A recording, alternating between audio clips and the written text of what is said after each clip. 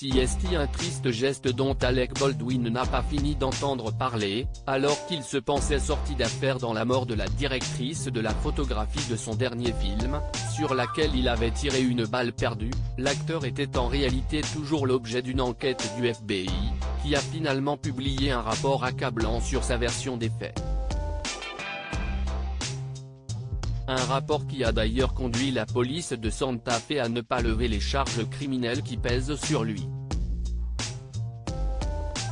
En effet, les enquêteurs de la police fédérale ont mis en évidence la preuve que l'acteur a bien appuyé sur la gâchette de l'arme qui a tué la jeune mère de famille, alors qu'il répète depuis le premier jour que ce n'est pas le cas. Sauf que selon les experts, aucune balle n'aurait pu sortir s'il avait simplement joué avec l'arme comme il le prétend depuis le début. L'arme, un Colt 45, est de celles qui ne se déclenchent en effet que par un appui sur la gâchette, et qui ne peut pas se vider seule. Les conclusions du FBI ont été remises à la police de Santa Fe qui décidera si les charges criminelles doivent finalement être attribuées à l'acteur ou non. Celui-ci a déclaré qu'il collaborerait avec la police et espère qu'aucune charge ne sera retenue contre lui. Dans cet accident, survenu en octobre sur le tournage du film Rust, Alec Baldwin n'avait pas été le seul mis en cause. La jeune armurière Ana Gutiérrez-Reed avait également été sous le joug d'une enquête pour avoir rempli le pistolet de vraies balles et non de balles à blanc comme elle aurait dû le faire selon les responsables.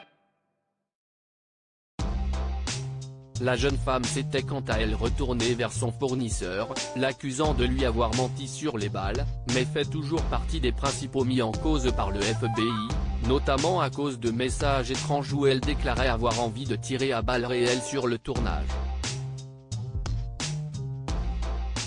Alec Baldwin, quant à lui, n'a pris la parole qu'une seule fois en public pour évoquer cette affaire. Dans cette interview, accordée à la télévision américaine, il ne s'était déclaré ni coupable ni responsable de la mort de la jeune femme.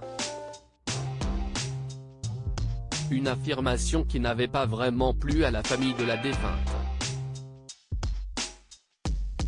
Son père avait notamment affirmé que le mari d'Hilaria était en partie responsable d'avoir tiré sur sa fille.